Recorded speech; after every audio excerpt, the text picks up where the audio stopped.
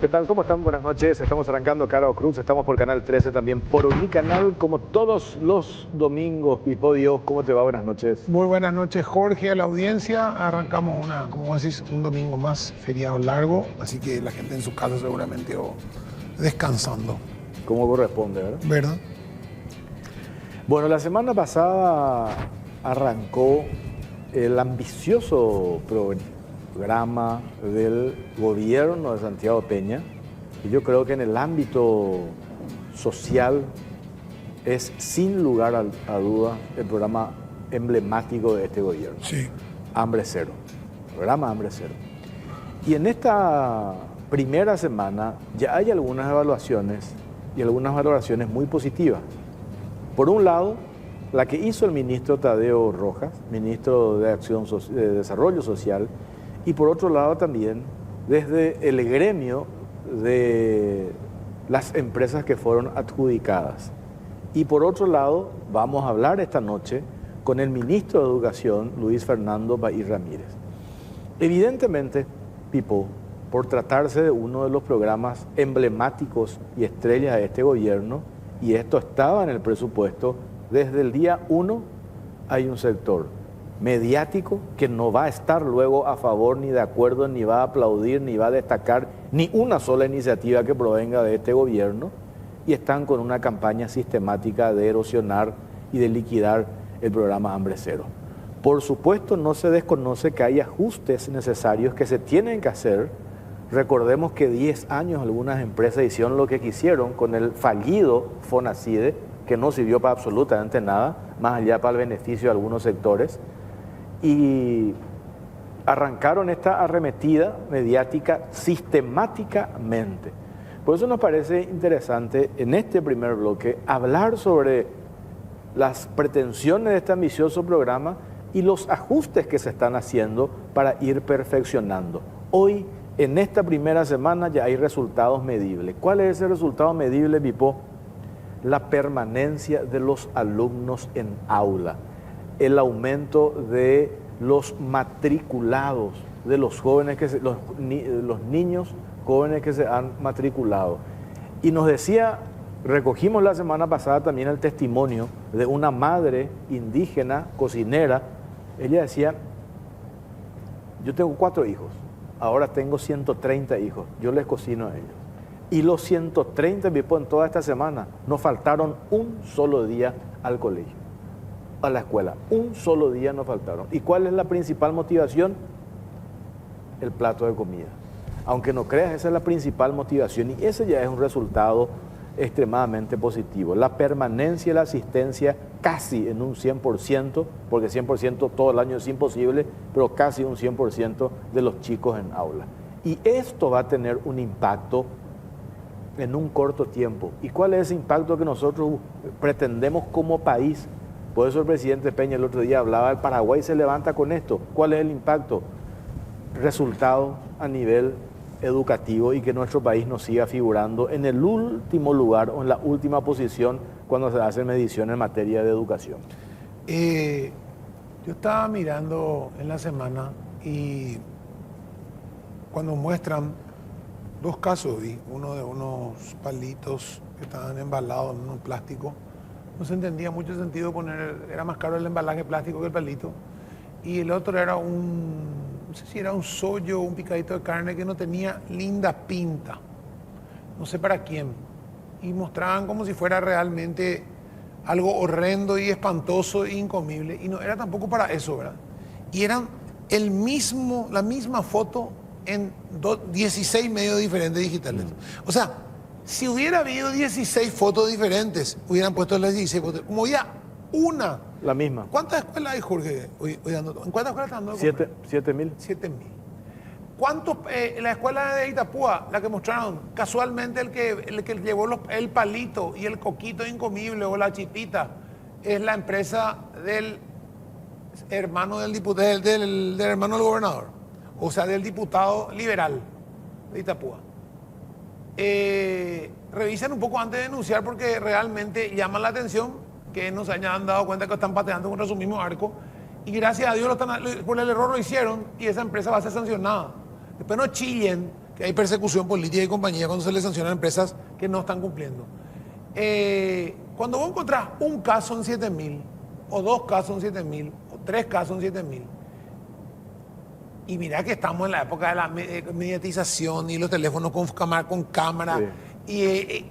Cualquier bar, lo que vos quieras vas a sacar. Después encontraron una que era falsa, tuvieron que bajar, ¿verdad?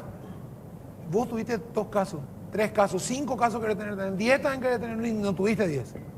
O sea, imagínense, comparado con lo que era antes, que no había, que había 10.000 casos, sino que no había ni siquiera, llegaban al 10% de la escuela, ni al 5% de la escuela, no llegaban, lo que llegaba mal, y encima otra vez nadie podía denunciar porque los medios estaban todos comprados. Entonces, ¿de qué estamos hablando? Llegaba mal y llegaba... ¿No le llama la atención a usted, señora, está en su casa, usted que no está ni en el partido tal, ni es diputado, ni es el empresario de tal negocio, ni es la parte interesada, ni trabaja para el grupo Zucolillo y el grupo Bierzi? ¿Usted no le llama la atención que hayan tenido 2 casos en 7.000 escuelas en 5 días? Son 35.000 posibilidades, 35.000 lugares donde podían haber llegado 2 casos en la semana. A mí en mi casa, que pago una fortuna por la comida, a veces me traen la comida y no es rica. Sinceramente le digo, aunque se enoje la persona que hace. O no me gusta la presentación, o me voy a un lugar y pago una fortuna y me traen una comida que no está en buen estado, puede pasar. Pero 2 en 35.000 veces. O sea, 7.000 colegios, 5 veces en una semana, son 35.000 ocasiones para que haya habido por lo menos 2.000 casos, 3.000, 100, no, 2 casos con fotos. El palito en la bolsita que era poco uno o era chico, y el otro que no le gustó, el picadito de carne de un lugar. Entonces, dato mata relato. Estamos hablando al pedo, o están hablando al pedo, al santo botón. Hay que ser muy estúpido para seguir ese discurso, seguir ese relato. Hay que ser o muy estúpido o muy HDP. ¿Ok? Y porque es domingo no dije otra cosa. A ver, ¿y por qué es Carao Cruz? Sí, y porque usted me reta después. Está el gobernador del departamento de Guairá y presidente del Consejo de Gobernadores, César Sosa. ¿Qué tal, gobernador? ¿Cómo te va? Buenas noches. Jorge, Pipo, a toda la audiencia, ¿cómo están? Muy bien, muy bien. Rescato lo que el otro día estábamos hablando. Solamente, arranco con eso, después vamos a ir desarrollando toda esta experiencia de esta primera semana, la implementación de hambre cero en un 100%. Solo en tu departamento, de haber beneficiado a cuánto me dijiste, 11.000 estudiantes, hoy llegan a más de 30.000, ¿es así? Así mismo. La gobernación anteriormente beneficiaba solo a 11.000 estudiantes y solamente 90 días. Hoy damos a más de 30.000 chicos y es 180 días, el ciclo completo. Gobernador, buenas noches, ¿qué tal? ¿Hubo alguna denuncia de calidad o de algo en tu departamento? Por curiosidad, nomás a ver cuántas denuncias hubo. No, poca denuncia, ¿verdad? Lo que más había era algunos problemas de cocineras, algunos padres con cocineras, ¿verdad? Que se arregló todo en el mismo día, ¿verdad? Se estuvo trabajando incansablemente, recorriendo más de 390 escuelas, ¿verdad? Para nosotros un gran desafío que la semana pudimos controlar. Y realmente muy contento, Jorge, Pipo, la alegría de los niños. Prácticamente no hubo ningún chico dejó de ir a las escuelas. Era gigantesco realmente el trabajo que se hizo en el departamento y a nivel país, ¿verdad? Estuvimos analizando en la semana con el ministro también de Desarrollo Social y presidente del CONADE, Tadeo Rojas, las denuncias, la evaluación de esta semana, realmente muy pocas.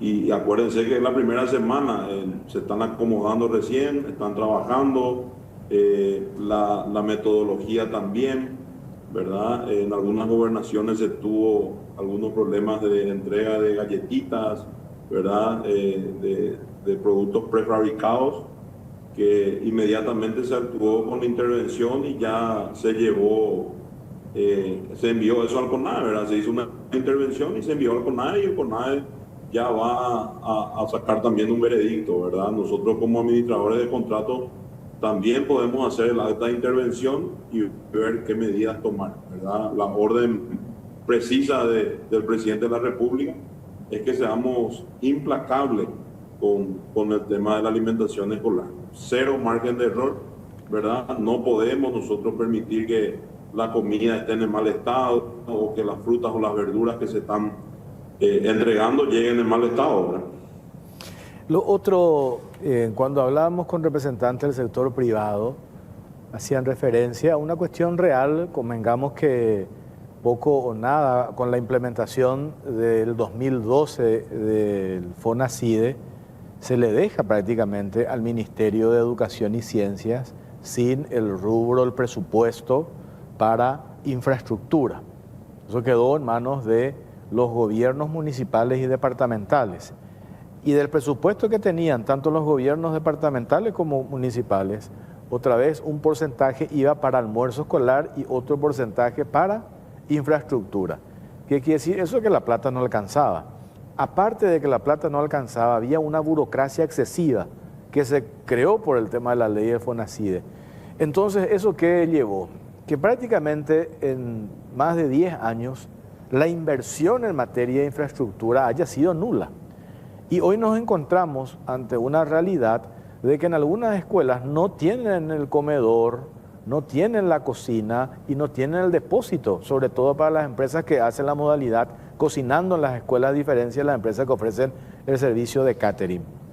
Esto nos dijiste que ya han encarado con otras autoridades para paliar el déficit que se tiene en materia de infraestructura. ¿Cómo está eso?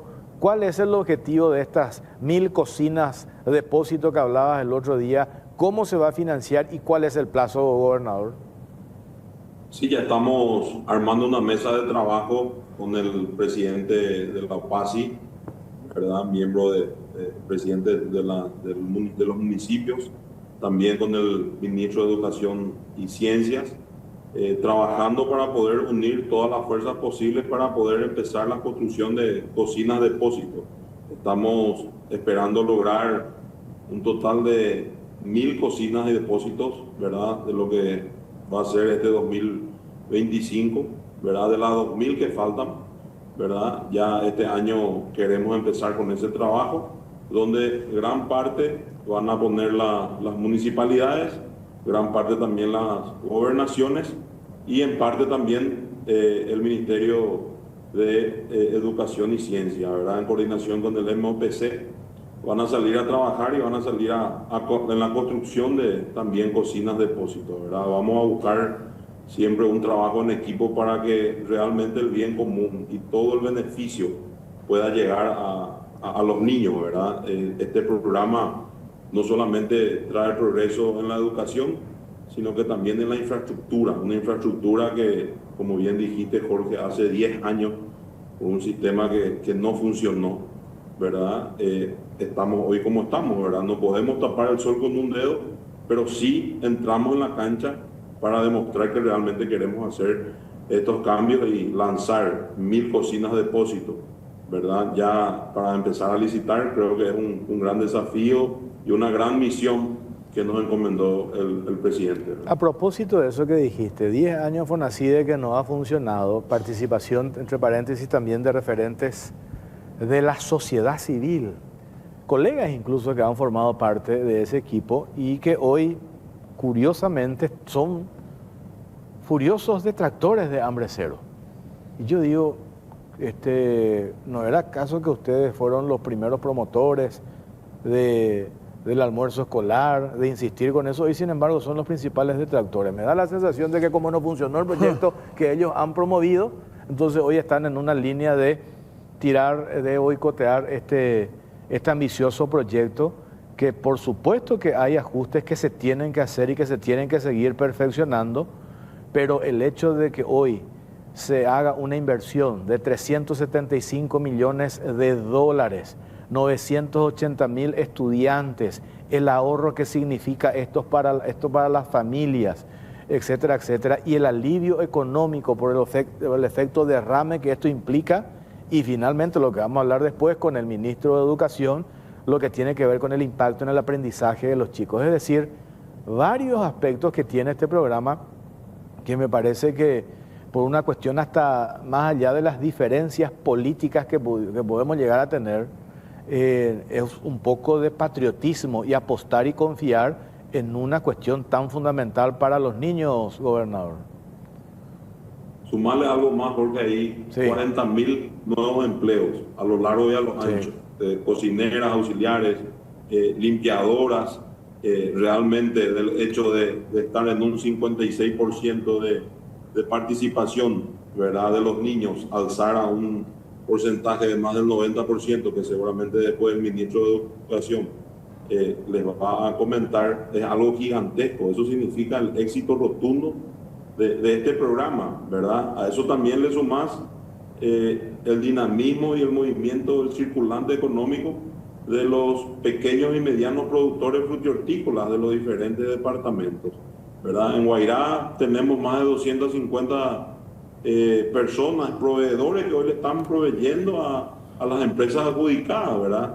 Es algo gigantesco y ellos ya están empezando a pedir también asistencia para triplicar su producción. O sea que Hambre Cero no solamente trae progreso en la parte educativa, en la parte estructural, sino también a un dinamismo entre productores. La tierra de cada departamento es también utilizada para que realmente el pequeño y mediano productor tenga de vuelta esa esperanza que se perdió, ¿verdad?, en gobiernos anteriores, sobre una situación de que hoy tienen dónde vender. El poder vender su producto es algo gigantesco y que ayuda muchísimo para que se dinamice un poquito la economía en los departamentos.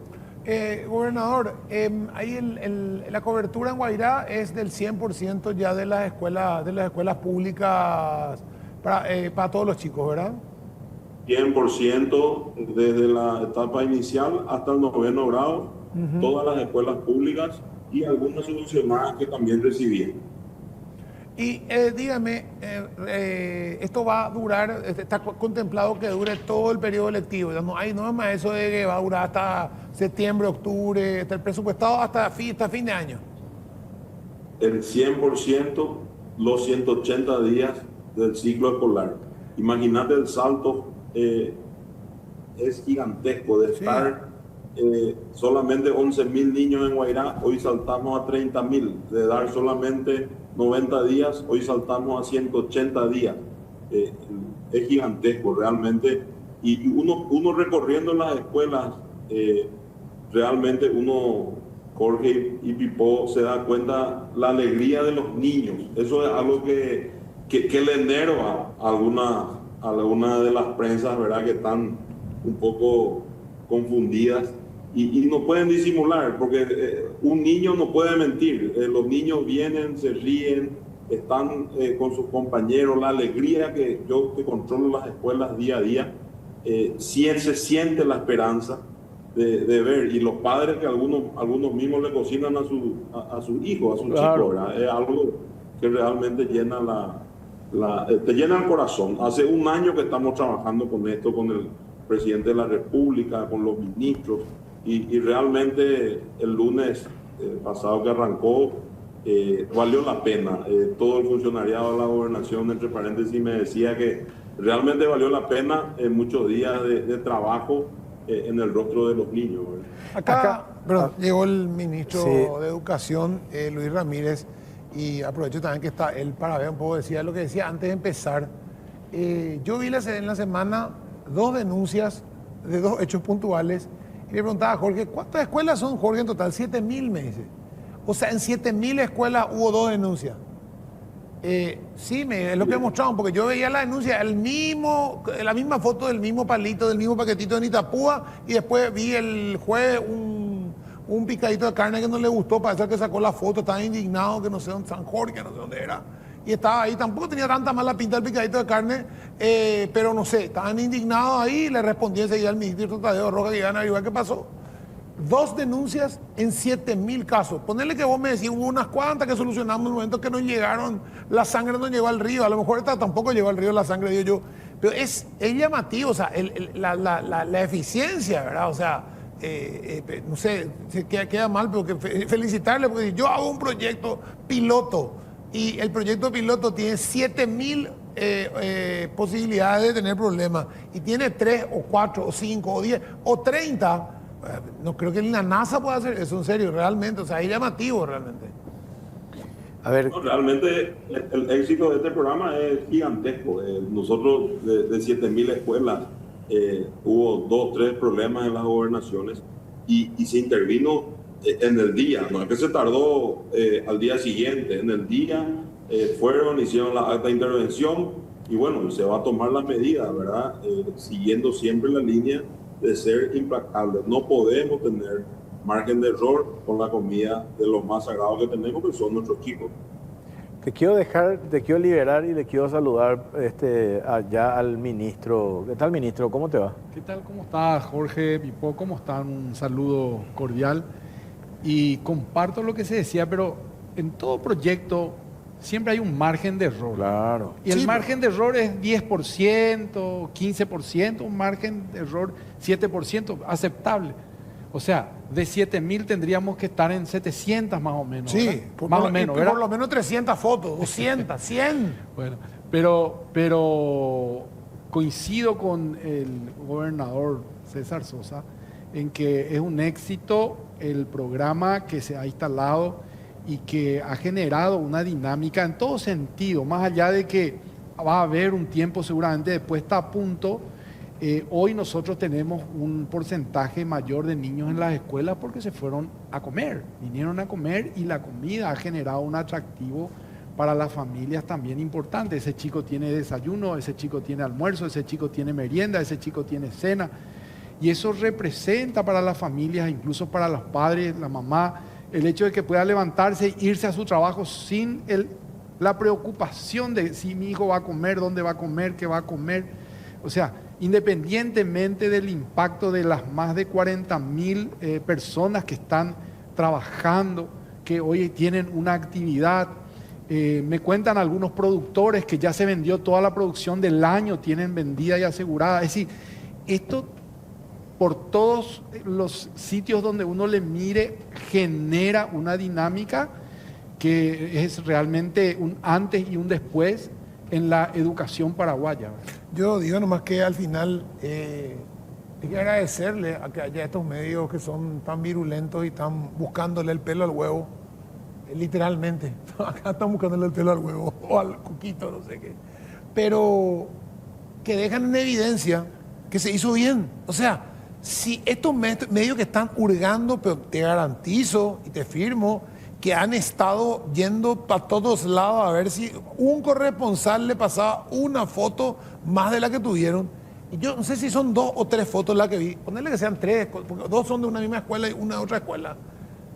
Quiere decir que no hay nomás, evidentemente. O sea, quiere decir que se hizo bien. Entonces, gracias ABC, gracias Última Hora. No, de hecho, nosotros hablamos de la Contraloría, ¿verdad? La Contraloría que tiene capas, la Contraloría Ciudadana, que son papá, mamá, la Contraloría de los directores, la Contraloría de los profesores, y bueno, que todos los medios estén también atentos porque esto es para mejorar. Si tenemos cosas que mejorar, yo siempre digo, lo vamos a hacer y no tenemos ningún reparo en que si hay algo que no funciona, funcione, porque ese es el objetivo. Entonces, bienvenidas sean las denuncias que nos permitan mejorar. Gobernador, te dejamos y seguimos esta charla con el ministro de Educación. Te agradecemos el tiempo. Muchas gracias a ustedes. Un saludo especial al ministro de Educación y nada más para cerrar, Jorge Pipo, decir que realmente la alegría que provoca este programa en los niños no tiene precio. Realmente es un programa gigantesco que puede tener mucho margen de error, pero que estamos en el campo de batalla para salir a solucionar todos los problemas. Y me despido con esta frase. Desde el lunes pasado, desde el lunes 24, todos somos contralores. Papá, mamá, supervisores, directores, gobernadores, intendentes, concejales. Este es un programa del Paraguay a partir de que el presidente Santiago Peña lanzó. Así es que creo que ya va a ser un patrimonio del país cuidar a nuestros chicos. Perfecto. Gracias, gobernador de Guairá, presidente del Consejo de Gobernadores del Paraguay, César Sosa. Ministro Luis Ramírez, a ver, no sé si llegaste a escuchar, pero le planteaba lo siguiente al presidente del Consejo de Gobernadores del Paraguay. 10 años y piquito con el tema de Fonacide, lastimosamente, en el espíritu a lo mejor de la iniciativa estaba todo muy lindo, en la práctica era imposible. Y 10 años le dejaron sin presupuesto en materia de infraestructura al Ministerio de Educación y Ciencia. ¿Por qué? Porque eso se trasladó a los gobiernos departamentales y a los gobiernos municipales.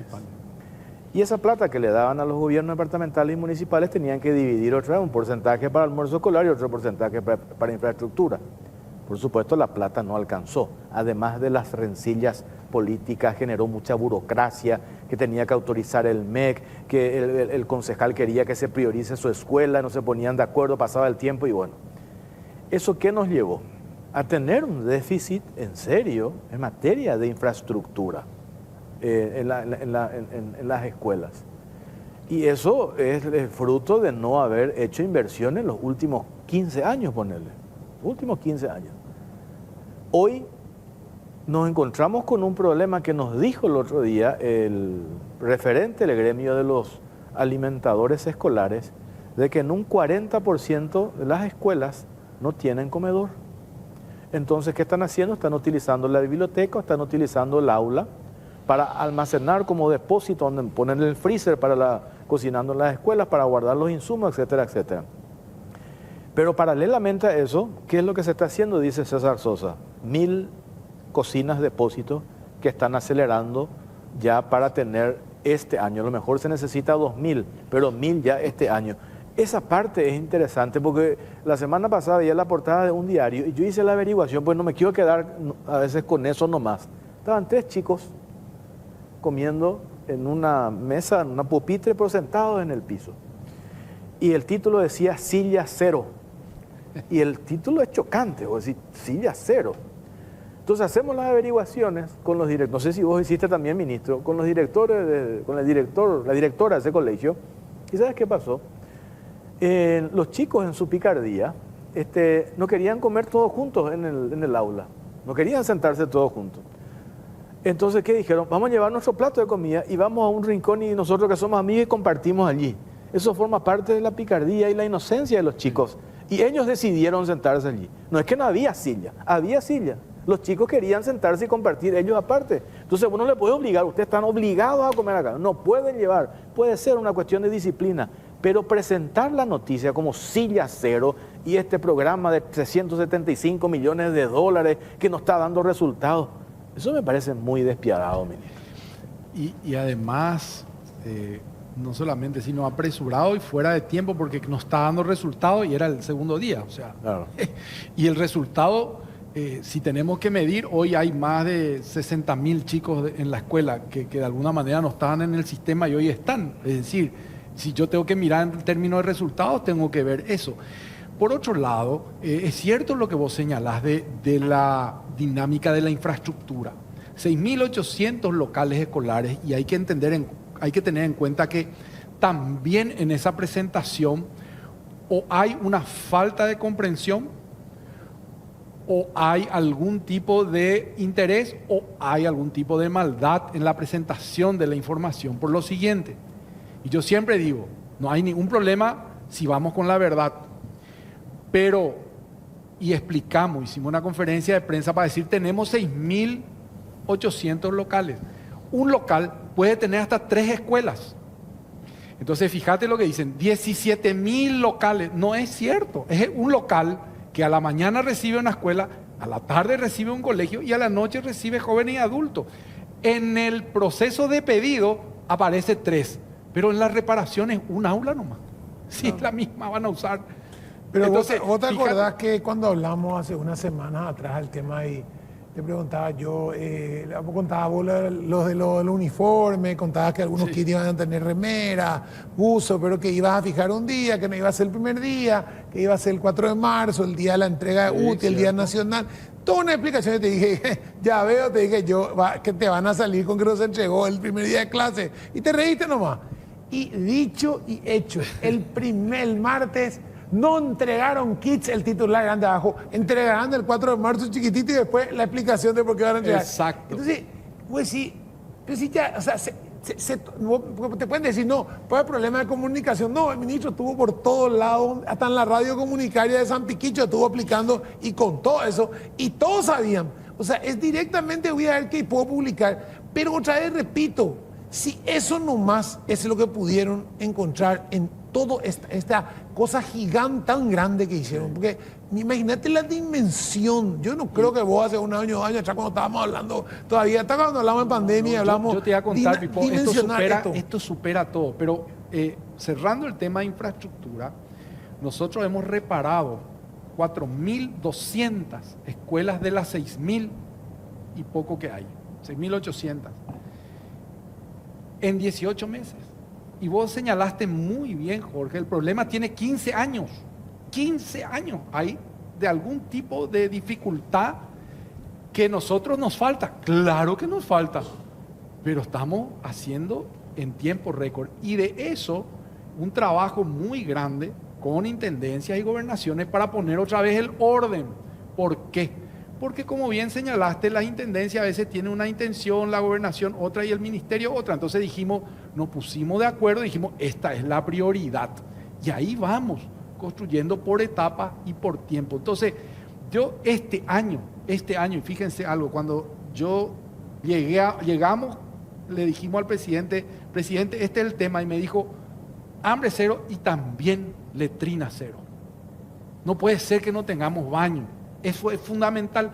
Este año vamos a terminar, hicimos 200 y tantas de las 500 que faltan y este año vamos a completar. O sea, este año todas las escuelas paraguayas van a tener en condiciones sus baños y van a tener agua. Es decir, fíjense todo lo que trae este proyecto. Pero entre paréntesis, volviendo a hambre cero, lo que genera, estuve hablando con productores, vendieron toda su producción del año. Sí.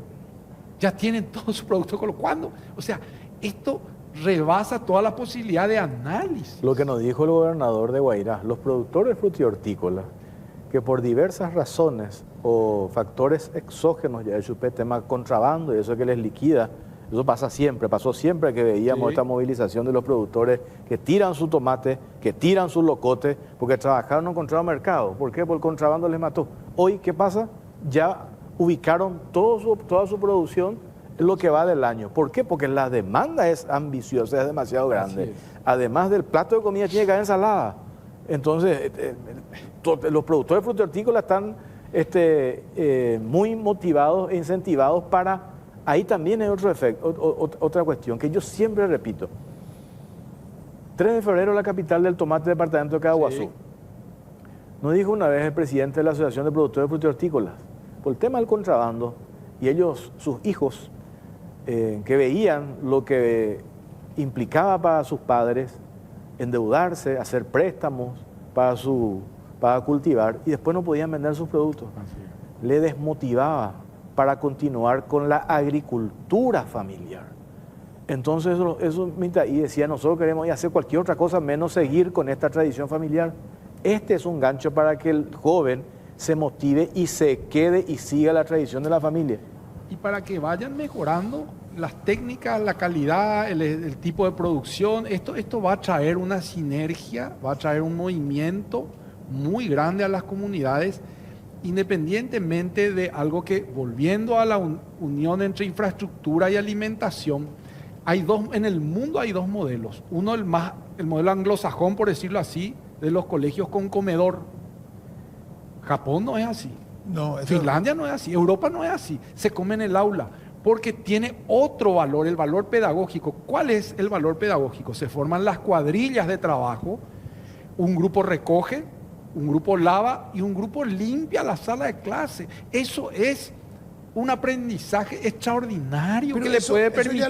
Eso ya el año pasado estábamos hablando de eso, cuando se empezó a plantear que no hay comedor y que se puede comer en el aula. ¿Cuál es el problema? No hay ningún problema. Ningún problema, al contrario, es pedagógico, es importante. Comer, imagínense el momento que puede significar que podemos simplemente tragar la comida o convertirse en un espacio de aprendizaje también, no solamente de la calidad de los nutrientes, sino podemos armar de ese tiempo y de ese momento toda una clase. Voy a poner un ejemplo, lo decía el otro día. El tomate, ¿de qué color es? ¿Y la lechuga? ¿Y en qué se parecen? ¿Y en qué se diferencian? ¿Y qué sabor tiene? ¿Y cómo es un sabor de uno y el sabor del otro? Y ahora con lo que está, o sea, compara, relaciona, clasifica, analiza. O sea, estamos haciendo todos los procesos de desarrollo mental. O sea, no es que la profesora está ahí o el acompañante para mirar que estén sentados más. No, es un momento en donde se puede aprovechar para hablar de los nutrientes, para hablar del poroto, para hablar de por qué es importante el poroto, por qué es importante comer la... O sea, tiene un ámbito de expansión, no es solamente sentarse y tragar, es sentarse y aprender a comer en el amplio sentido que tiene la palabra. Imagínense ese beneficio, ese bien para los niños, ¿verdad? Entonces, este es un proyecto que yo digo, escapa las posibilidades iniciales de lo que pensábamos que iba a ser. Nos está mostrando que va mucho más allá de todo lo que nos podíamos imaginar. Y como dijo el gobernador, yo creo que este es un hito para el Paraguay, donde ya va a ser difícil después retroceder, ¿verdad? Salir de esto. No, ya hace una exigencia todos los años, decir, bueno, ¿dónde está la comida? ¿Por qué cambió? ¿Por qué varió? ¿Por qué no se trajo?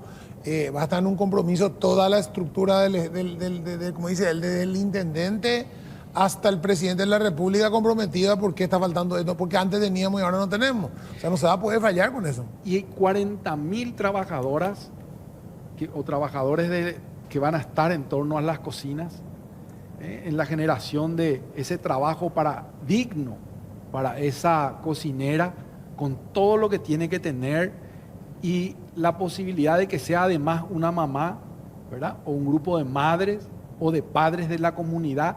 O sea, el valor comunitario que tiene es algo que muchos antes han soñado hacerlo, con el tema de la agricultura familiar campesina, y no se ha logrado. Y ahora con este proyecto se logra también llegar a desarrollar pequeñas empresas, porque una madre que fue capacitada para cocinar y recibe su título del SNPP, no solo le da dignidad y autoestima, sino que está preparada para hacer cocina, puede tener un puestito, puede hacer comida los fines de semana, puede vender sopa paraguaya, puede hacer muchas cosas.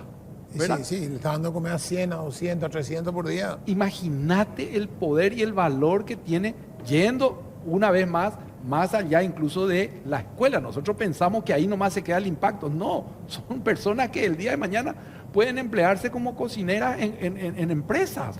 Pueden seguir o pueden montar su propia empresa, ¿por qué no?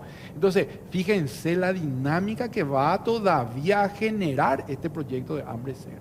Después ahí, ministro, otra cuestión que tiene que ver, yo decía, con la viveza criolla, no sé cómo llamarle. Depende mucho de los sistemas de control. Por supuesto van a haber empresas que van a ir probando hasta qué punto funciona el sistema de control del Estado.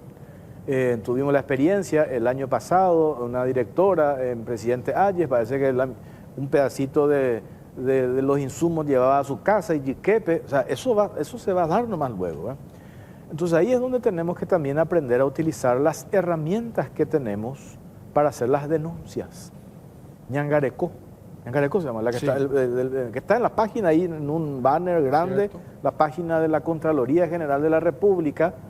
Estudiante, padres, docente, directora, ciudadano puede reportar en tiempo real, pone georreferenciar el lugar de la escuela que sirvió un plato no en las condiciones, y eso se actúa y se denuncia, se visibiliza. ¿Hay pruebas de fuego? Sí. Lo que pasó en Camionetá, lo que pasó en Mariano Roca Alonso, la pronta reacción del Ministerio de Desarrollo Social, el castigo que se va a aplicar, así funciona. Así es. Y así todos tenemos que contribuir y colaborar, ministro. Y como bien decís, se ha puesto a la tecnología también en el medio para brindar de manera oportuna y eficaz la información y poder nosotros hacer la Contraloría y ver si eso que se denunció corresponde, ¿verdad? Porque a veces también llega una denuncia como nos llegó en un lugar, y con esto no estoy diciendo que no haya que denunciar, hay que denunciar y está bueno, y están los sistemas y los canales, tanto el MEC, el MMDS, la Contraloría, tienen posibilidades de hacer su denuncia. Y también aquí esa denuncia nos sirve para detectar aquellas personas o directores o maestros que utilizan este escenario de hambre cero para otros intereses, como el caso de una escuela donde una directora le sacó a los chicos a comer afuera porque ella quería que se le construya el tinglado para su comedor. Entonces ella no estaba de acuerdo con que coman en el aula, y entonces le saca a los chicos a comer y sube esa denuncia. Entonces nosotros vamos, nos posicionamos, estamos en el lugar, hacemos el análisis y vemos que yo hice eso para que reclamar nomás. O sea, ese tipo de cosas también pasan con las denuncias, y está bueno que pase. ¿Por qué? Porque entonces podemos distinguir cuál denuncia es real y tiene una problemática y cuál es una denuncia que ocurrió porque había otro interés. Bueno, porque ahí, eso también pasa. Ahí implica una sanción, me imagino. Correcto, muy interesante. Y eso nos está mostrando hoy. Yo esta semana que se inicia voy a tener una reunión con el sindicato de directores y con un representante de cada departamento de los directores para elaborar algunas reglas también de juego para evitar estas cosas, ¿verdad? Porque si no, estamos en un sistema donde lo que quiero decir con esto es que la Contraloría tiene que ser para todos, tiene que llegar para todos, tiene que llegar para la empresa, tiene que llegar para la calidad de los productos, y también tiene que llegar para aquellas escuelas que cumplan o que no cumplan con lo que tienen, con la función para la cual está establecido su trabajo, ¿verdad? Como en este caso, el trabajo de los directores, ¿verdad? Por último, ministro, para cerrar, ¿cómo hacemos para sincerar el tema? No sé si el término es sincerar, el tema del RUE. Sí. Hoy nos encontramos con una realidad de que en una escuela se diseñó en base al RUE 100 platos de comida, se encontraron con 150, Sí. o al revés. Pasó que había en realidad anotado creo que 200 y estudió menos. ¿Por qué pasa eso? Mira, ahí hay muy importante esto es. Ahí hay varios casos. El primero es, hay más niños en la escuela. Y el segundo punto es, muchos padres no completaron el formulario. Y aprovecho para decirles a los padres, papá, mamá, completen el formulario donde ustedes autorizan a su hijo a comer en la escuela. Si ustedes no autorizaron, su hijo no va a tener el plato, porque necesitamos la autorización de papá, mamá, para que el niño coma. En muchas escuelas, papá, mamá no autorizó. El niño va, pero su papá no completó la ficha. Así que les pido, por favor, que completen y autoricen a sus hijos a comer dentro de la escuela. Entonces, ahí van a estar incluidos en la lista. Esa es la segunda. Y la tercera, hay movilidad todavía este tiempo. Vamos a tener 15 días más o menos de ajuste, porque hay chicos que terminan el colegio, rindieron, se aplazaron y se van a otra escuela. Hay chicos que repiten, se van a otra escuela. Hay chicos que se mudaron, aparecieron en otra localidad, en otra comunidad. Entonces, hay una casuística normal los primeros días donde tenemos que ajustar el RUE. No está todavía ajustado porque se va ajustando en este periodo, ¿verdad? Entonces, eso es así, eso, digamos, está dentro de la normalidad, pero sí es clave que ajustemos para poder tener ya una definición exacta de cuántos niños comen en cada escuela. Y por último, también hay un porcentaje siempre natural, normal, de ausencias. Claro. ¿Verdad? Por algún motivo, enfermedad, o no pudieron salir, lluvia, etcétera. Hay un ausentismo que, entre paréntesis, para poner un ejemplo nomás, en una localidad el año pasado era 54% y ahora la asistencia subió al 98%. Claro. En las comunidades donde está hambre cero, ¿verdad? Entonces, fíjense, hasta ese que era antes un porcentaje enorme de ausencia, hoy se convierte en presencia. Pero siempre hay que destacar que hay un gap ahí de chicos que a lo mejor no llegan ese día a la escuela a comer. Todo eso nos tiene que reflejar el RUE. El RUE tiene que ser la herramienta que pone en contacto. Y quiero aprovechar para decir que esto además trae un proyecto de salud. Vamos a hacer un examen de visión de los alumnos, de todos los alumnos, pero es clave hasta los 8 años. Cualquier problema que detectamos en la visión se puede subsanar y después de los 8 años hay veces que ya se compromete la visión del niño. Estamos con el Ministerio de Salud haciendo eso. Vamos a hacer la capacitación para todos los maestros para tomar ese examen. Vamos a hacer el cepillado. Vamos a hacer, por supuesto, renuevo, lavado de manos, desparasitación, vacunación, peso y talla de los chicos, y todo eso va a estar en el RUE. O sea, el RUE hoy va a tener el seguimiento de Jorge en su primer grado, cuánto pesó, cuál fue su talla y toda su evolución. ¿Qué me da eso? Eso me da la posibilidad de saber si está creciendo como debe, si la alimentación está teniendo su impacto y su resultado. O sea, le estamos agregando en materia de salud toda una estructura, toda una manera de mirar y de tener indicadores para decir, este niño sí tiene que ir a consultar. Ojo con este niño que tiene que ir. Porque muchas veces creemos que el niño no aprende porque no aprende nomás. No, había sido el tipo, no veía, ¿verdad? Entonces, eso vamos a detectar nosotros a tiempo. Fíjense, de nuevo, algo que no está directamente vinculado al plato de comida, pero tiene que ver porque le estamos haciendo una incorporación a toda una pata que le faltaba, que es la salud dentro de la escuela, ¿verdad? Así mismo, vamos a seguir hablando sobre esto. Ministro, El martes sí. los útiles. El martes los útiles, martes llegan los kits, Sí. el 4. martes tenemos ese gran desafío y estamos todos listos y dispuestos también, como decían, hay un teléfono de denuncia, hay un 0800 que van a encontrar en la bolsita de los kits. Si los kits no llegan en condiciones, llegan abiertos o en algún lugar no llegó, usen ese teléfono para llamarnos, para contarnos y también cuéntenos la calidad de los kits que este año hemos hecho un esfuerzo para mejorarla. Luis Ramírez, ministro de Educación, gracias por su tiempo. Gracias, muy amable. gracias a ustedes.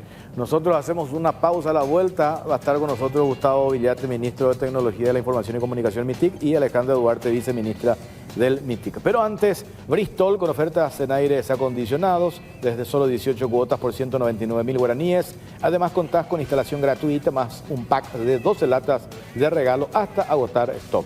Acércate a una de las 90 sucursales, escribinos al WhatsApp 0991670000 o compra online en www.bristol.com.py. Bristol, la mejor casa de electrodomésticos del país.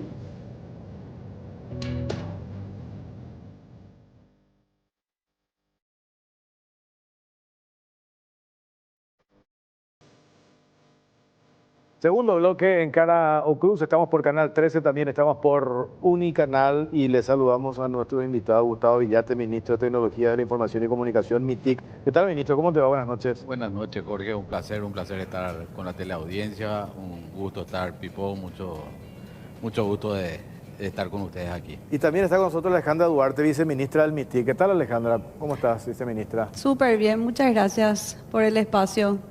Entre paréntesis, ¿la viceministra vino alguna vez? ¿La Nunca. primera vez? No, es la primera Son vez, estaba en difíciles. deuda. Son Mira, difíciles, son difíciles. No, no es por eso, Suele está muy ocupada siempre, ¿verdad? Ah, o sea, él viene y no está ocupado, quiere decir eso. Mira cómo te trata. No hay Así ni más es, ahora. pero No hay- alguien tiene que hacer el trabajo. Por ahí la viceministra tiene que quedarse el trabajo mientras yo Mira estoy cómo fuera. te dejan. Sí, Está bien, así está es. bien. Bueno, arrancamos por este tema. ¿Por qué se tomaron contigo con el tema de data center? Yo trato de entender y el quid de la cuestión no estoy descubriendo, ¿verdad? Porque hacían referencia a adjudicaciones que se dieron cuando vos ya estabas ocupando este cargo. Desgloso la crónica y la adjudicación se dio antes. Después creo que se dio una ampliación breve de un contrato de 2 meses por un valor casi ínfimo, por el tema del billetaje para no dejar colgado el sistema. Y después no hubo otro contrato. Así Entonces, mismo. ¿qué hay detrás, a ver, ministro? yo creo, primero vamos a separar las cosas. El cargo en el cual yo estoy hoy día es un cargo que lo estamos ejerciendo en función a lo que dicta la ley. La ley dicta una rectoría en términos de tecnología y de comunicación. Para ejercer esa rectoría, hoy todos los procesos de compras públicas del Estado, de todo lo que hace al Ejecutivo, pasa por el MITIC.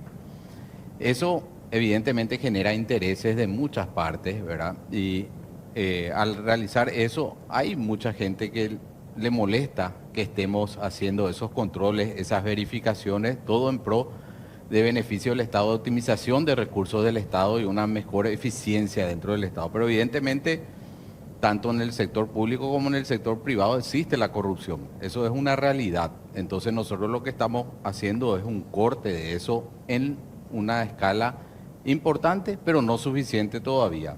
Y evidentemente eso va a molestar, por un lado, ¿verdad?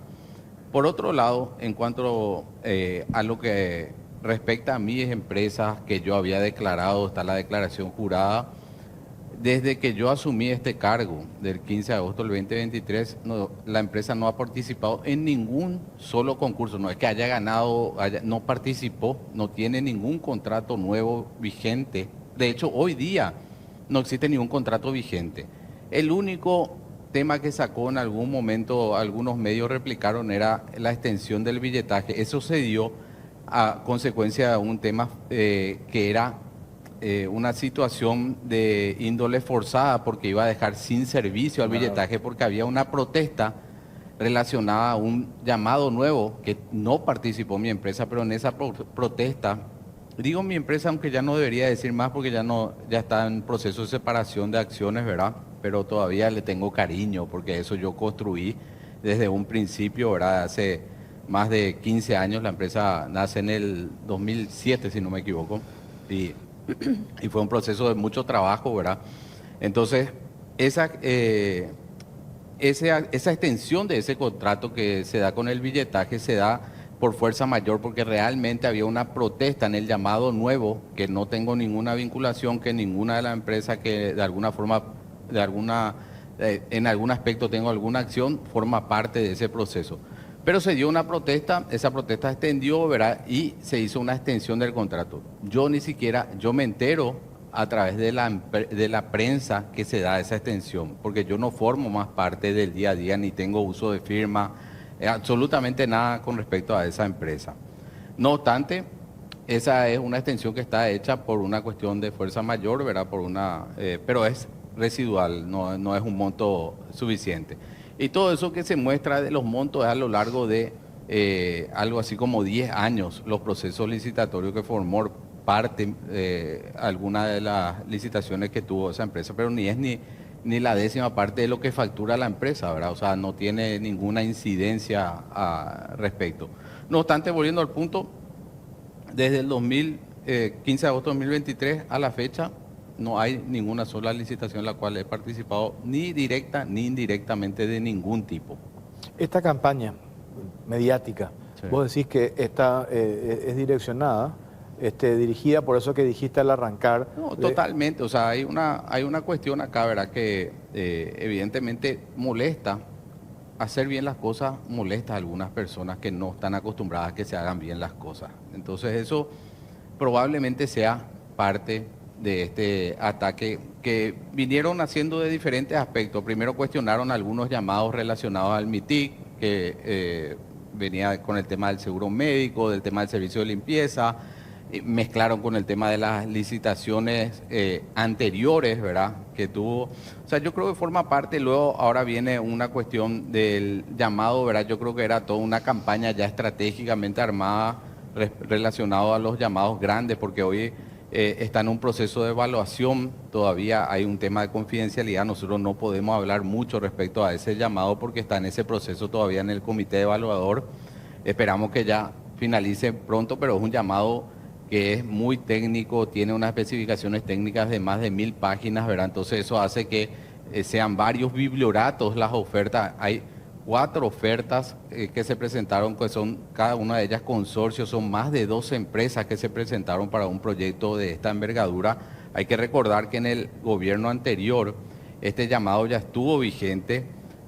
En nuestra administración se dio de baja ese llamado por una cuestión de una baja participación. Había solamente 2 oferentes y uno de los oferentes tenía algún problema, con lo cual se lo iba a descalificar y iba a ser una adjudicación, digamos, por descarte. Entonces, eso no íbamos a permitir nosotros. Nosotros lo que buscamos es transparencia, participación de parte de las empresas.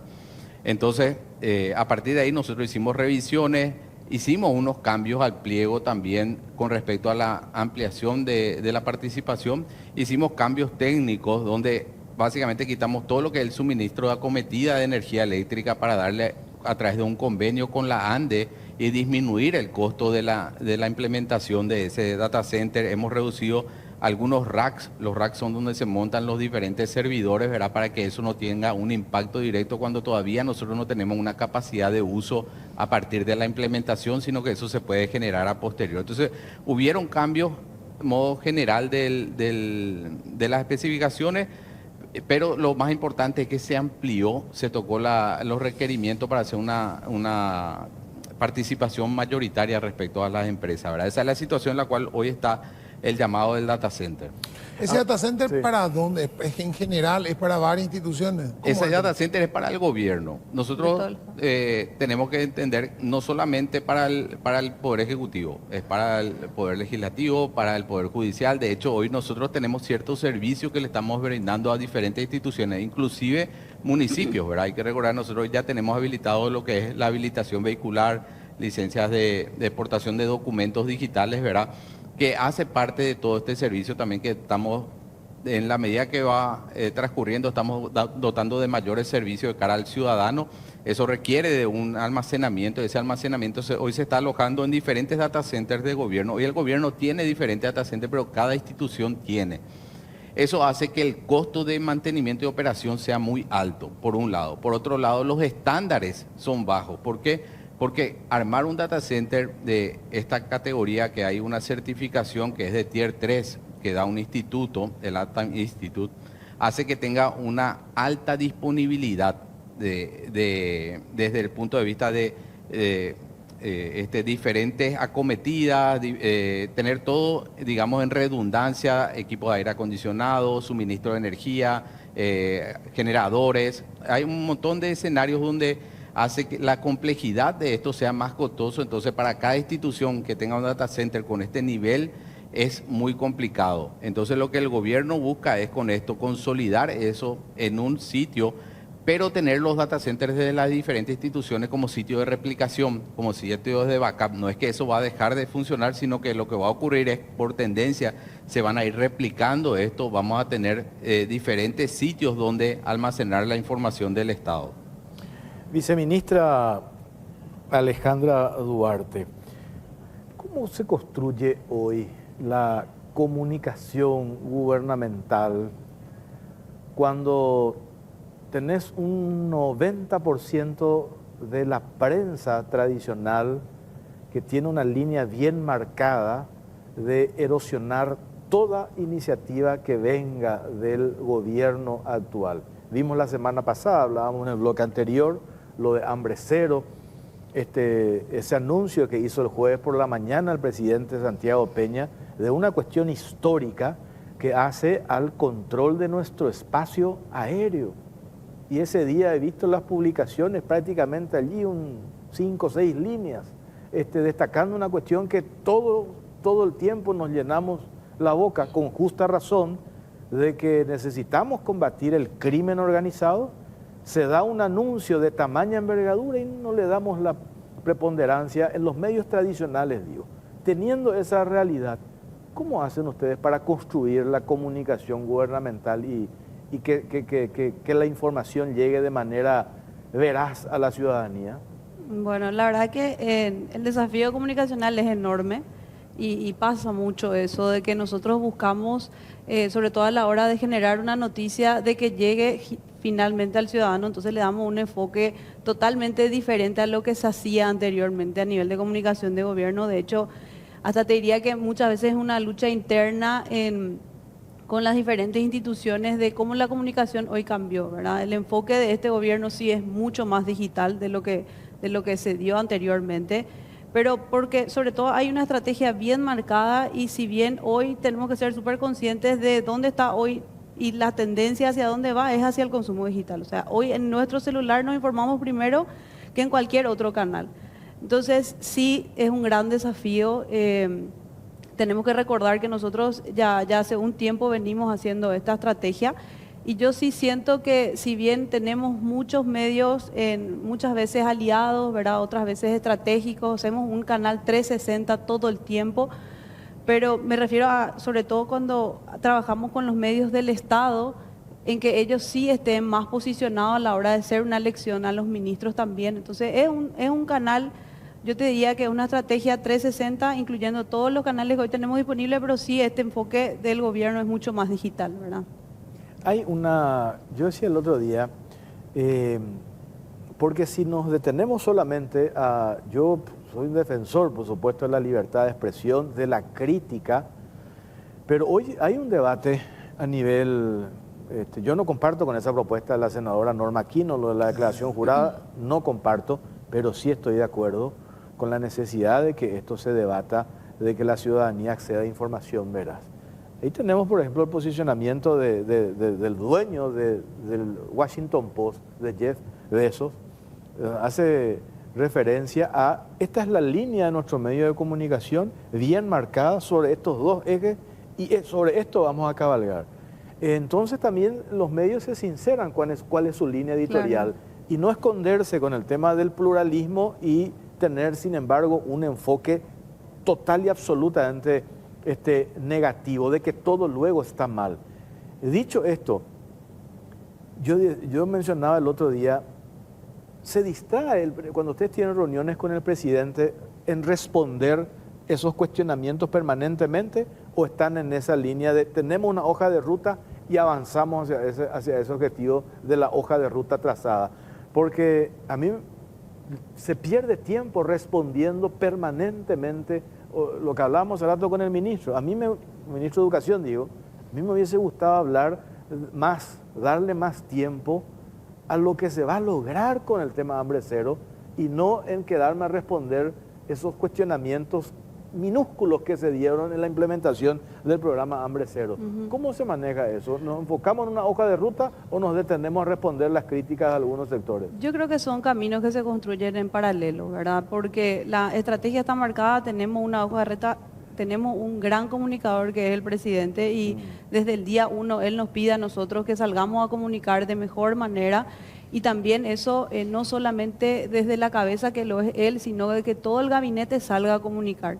Entonces sí, muchas veces es, como te decía, un gran desafío. Tenemos ya una estrategia marcada que él mismo nos exige todos los días, pero en paralelo se construyen estas crisis que van evolucionando y hay que comunicar, porque si bien siento que muchas veces hasta te diría se pierde tiempo en eso, es un proceso que se tiene que informar de mejor manera, sobre todo para que el ciudadano tenga esa opción, porque muchas veces el callarse no es el camino, en definitiva. Absolutamente. Pero sí siento que no nos tiene que distraer, y sobre todo lo que nosotros buscamos como gobierno es que tener una visión más de comunicación, hasta te diría de marketing, porque muchas veces cuando el gobierno sale a comunicar dura 2 a 3 días y después muere, y lo que nosotros buscamos es que tenga diferentes etapas la comunicación misma. Y sí que pongámonos a pensar qué realmente le interesa de mi institución a la ciudadanía, que es un poco un cambio de concepto, porque muchas veces, inclusive nos pasa con las diferentes instituciones, que cuentan solamente lo que hace el ministro y no qué mi institución hace para el ciudadano. Entonces, damos un cambio de concepto, estamos enfocados en eso, realmente desde el MITIC, como ya decía el ministro, somos transversales desde la mirada de tecnología y comunicaciones. Y es un gran desafío, ¿verdad? Vamos capacitándole constantemente, no solamente a las instituciones, sino a las gobernaciones y municipalidades. Entonces, estamos en eso, tenemos una hoja de ruta y el camino de comunicar, como dice el presidente, ¿verdad? Hay una cuestión, yo siempre veo el paralelismo nomás entre lo que fue la campaña y lo que es hoy el gobierno de Donald Trump, y lo que fue la campaña y lo que es el gobierno de Santiago Peña. No me refiero ni en tamaño, ni en proporción, no en esa cuestión, sino en que tuvieron un gran porcentaje de los grandes medios en contra, una gran cantidad de noticias falsas, de fake news que le llaman ellos, que bombardeaban permanentemente a la ciudadanía con las noticias falsas, y la única forma era salir a desmentir y rebatir y rebatir y rebatir. Claro. Y en un momento dado la gente creo que hizo un clic y dijo, che, me están mintiendo demasiado, esto no me mienten, y entonces empezó a buscar su propia verdad. Y de hecho crearon ellos una página de desmentidas, o sea, una cuenta de desmentidas oficiales de las noticias falsas que aparecen en los medios, porque un día apareció tal cosa, era totalmente, pero medios así muy tradicionales, muy importantes de Estados Unidos con noticias absurdamente falsas. Y acá medios súper tradicionales que publican el martes el tema, hambre cero, sin silla, era porque la directora salió, le sacó al patio y bueno, quería comer en el aula. El otro era porque hambre cero, no sé qué historia era, no me acuerdo, que no entregaban los útiles. Cuando todos sabían que los útiles se iban a entregar el 4 de marzo, se difundió por todos lados. O sea, hay una generación permanente de noticias falsas que hay que rebatir. Porque si no, la gente se queda, vos podés decirme digitalmente, o la señora que escucha la radio, o el que todavía sigue todo el televisor prendido 24/7 y escucha el televisor, y viene y pasa el televisor y escucha un solo canal todo el día. Pero hay todavía una gran parte de la población que no está en el X y no está en el, no sé qué otras cosas, ahí verá, el Facebook, donde sea, y se informa y escucha que un diario o un medio tiene un titular falso como ese y lee el titular nomás. Y después ni la bajada, donde hay una aclaración, y mucho menos abajo en la aplicación, donde se ve la verdad. Y nos quedamos sin la respuesta. Entonces queda como un hecho real de que hambre cero, qué desastre, mirá cómo fue. Entonces hay una necesidad como que tendría que haber también una voz oficial. Yo realmente me pareció excelente la reacción del presidente Peña cuando apareció el tema de los chats de Lalo Gómez. Él se tomó prácticamente una semana. Porque ese era el momento de tomarse una semana. Pues si él salía y respondía el día 1 quizás, decía una cosa que no tenía que ver con cómo se fue decantando en la cuestión. Cuando él se toma esa semana y es criticado por estos medios, que él no responde, él no habla. Al salir a la semana, le hizo pelota. ¿Por qué? Porque a la semana había cambiado tanto las cosas que él dijo, no, pero miren tal cosa y esto no es tal cosa. O sea, realmente yo entiendo y coincido que es un gran comunicador y que a lo mejor ni siquiera necesita, él puede salir una vez por semana a hacer una conferencia de prensa y barrerle a todo el mundo, él no se achica y me parece bien que lo haga. Entonces, nuevamente te digo, o sea, está bien el tema digital, pero hay que tener siempre, lo mejor que hay es el presidente rebatiendo. No lo pueden tapar eso en el medio. Van a tener que publicar únicamente el presidente hablando. Tenés que publicarle. Si el presidente dio una conferencia de prensa, tenés que poner lo que dice el presidente. Aunque no te guste, aunque te hable de tus medios y no te guste, igual pones. Sí, igual, permíteme, viceministra, aclarar un poco, ¿verdad? El canal digital es un medio más, ¿verdad? Nosotros replicamos y siempre usamos los canales y los medios de comunicación tradicionales también para llegar a la ciudadanía y a través de ellos replicar y a través de los canales digitales que tienen los propios medios, ¿verdad? No es que solamente se usa las cuentas de X, solamente se usa la cuenta de Facebook, de Instagram, etcétera, sino que son canales adicionales. Lo que sí hacemos nosotros es amplificar sobre estos canales digitales, ¿verdad? Y usar como método para llegar a la ciudadanía de una manera mucho más directa, mucho más eficiente en algunos casos, pero nosotros somos conscientes que hay gran parte que usamos, nosotros usamos también las radioemisoras del interior, también hablamos con los diferentes medios locales, por eso estamos también nosotros aquí, ¿verdad? O sea, no es que dejamos de hacer una cosa o cambiamos por otra, sino que el enfoque nomás es diferente, ¿verdad? Cuando tenemos un enfoque mucho más digital, con una llegada directa, sin intermediarios muchas veces, o con una amplificación a través de los medios digitales que tiene también los diferentes medios tradicionales. Sí, de hecho nosotros trabajamos con los 130 medios que existen en todo el país y ahí un poco lo que decía el ministro, mucho trabajo con las radios comunitarias, con las radios del interior, porque finalmente, si bien la comunicación cambió, que está viendo TikTok también escucha la radio, o sea, eso no va a cambiar, por eso la estrategia está muy basada en la multiplataforma, pero sí, como bien decías, Pipo, el presidente es un gran comunicador, nosotros nos tomamos muchas veces nuestro tiempo para tomar las decisiones cuando pasa un poco esto que decías de si salimos a hablar ahora o no, ¿verdad? Pero él hace esto ya prácticamente desde hace como 4 meses, si no es más. Él sale una vez a la semana a hablar con la ciudadanía en sus jornadas de gobierno. Entonces, realmente nosotros sentimos que lo que él hoy viene haciendo como comunicador principal del equipo, ¿verdad? Como presidente, está llegando a la ciudadanía, pero sí tratamos de que cada eje que nosotros planteamos tenga una comunicación mucho más emocional y cercana, que es un poco lo que cada gobierno tiene como que ponerse el traje siempre y nosotros buscamos quitarnos el traje y remangarnos y hablarle al ciudadano de una manera mucho más coloquial, ¿verdad? Hoy entramos y hay consignas en esta nueva era, ustedes que están en el tema de la tecnología, que te dicen, y el viernes publicaba un articulista, un viejo periodista, digo, viejo por experiencia, uno de edad, dice, lo que no se publica no existe, o cada vez hay menos información y más desinformación. Y en teoría uno presume ahora en la era digital de que tendríamos que estar mejor informados. Pero sin embargo hoy la herramienta digital contribuye también a la desinformación. Totalmente. Con los famosos fake news, etcétera, etcétera. Mucha, Entonces, pero de mala calidad. de mala calidad. Entonces, ¿cómo nos focalizamos por darte un ejemplo así rápido? Mi madre me llama hace 2 días llorando. Yo asustado le digo, ¿qué le pasa? Leyó que el Papa ha muerto. ¿Y cómo viste esto? Envió en mi grupo de WhatsApp mi ex compañera de colegio. ¿Y de qué medio? Y me pasa a mí, era cualquier cosa. Imagínate lo que genera, digo, la Sí, desinformación. pero ha pasado con conductores de televisión acá Claro. que han utilizado para Sí. Facebook. O sea, Sí. yo he visto eso. El mundo llora a fulano de tal. Y yo denuncio cada vez que veo, pero es una locura. Nosotros vimos varios proyectos de Sí. ley, vimos algunos proyectos, intentos, sobre todo de trabajar en el tema del manejo del fake news. Siempre nomás hay una línea delgada entre Censura. hasta dónde es realmente una herramienta o termina siendo usado como censura, ¿verdad? Y ahí es donde yo creo que esto tiene que venir una propuesta más del sector privado que del sector público, ¿verdad? Porque si no, vamos a tener un conflicto de No, interés no. de parte nuestra. Y yo sí creo que se puede hacer algo, pero debería ser el sector privado a través de los medios de prensa quienes propongan una especie de plataforma de chequeo de noticias, ¿verdad? Creo que ese podría ser un camino interesante, pero de vuelta es algo que estamos observando nosotros, viendo qué están haciendo en otros lugares, en otros sitios, en otros países, y en función a eso ver qué se puede hacer.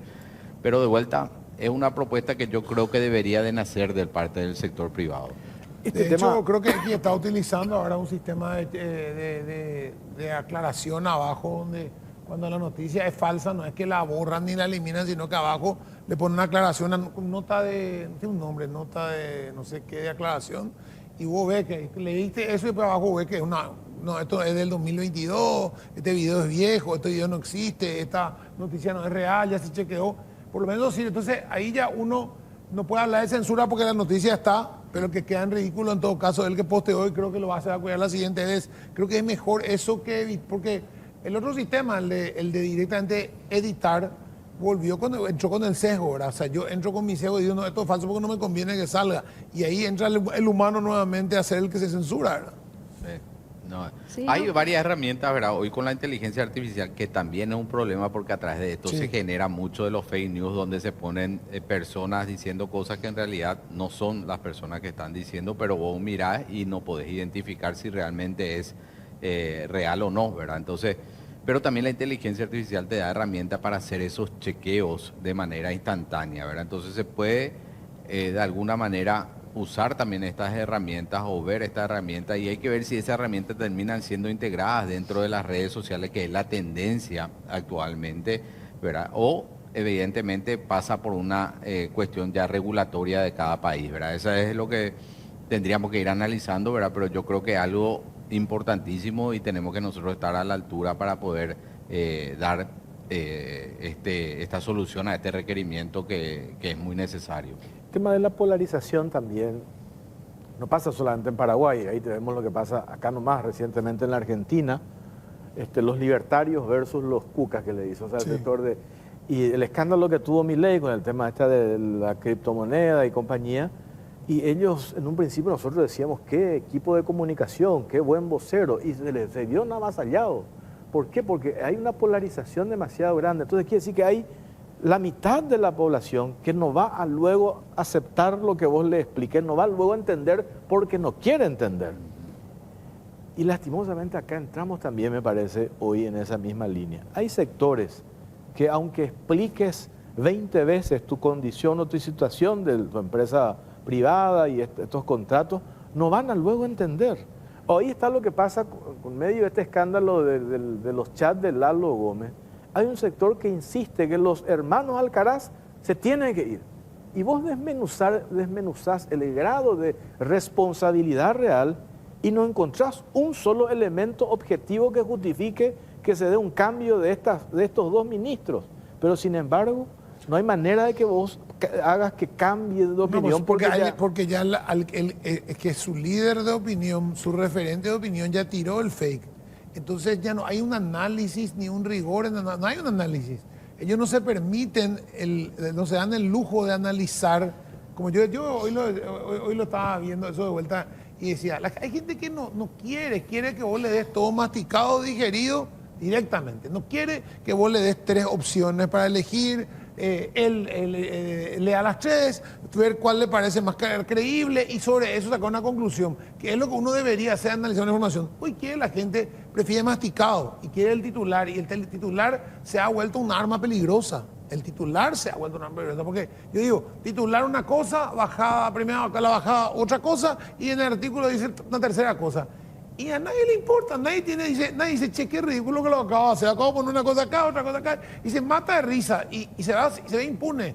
Y antes, yo por lo menos crecí que con esas cosas no existían, que eso no se hacía, o vos aprendiste que eso no se hacía, no se negociaba. Y hoy es normal, hasta chistoso, o sea, no me importa.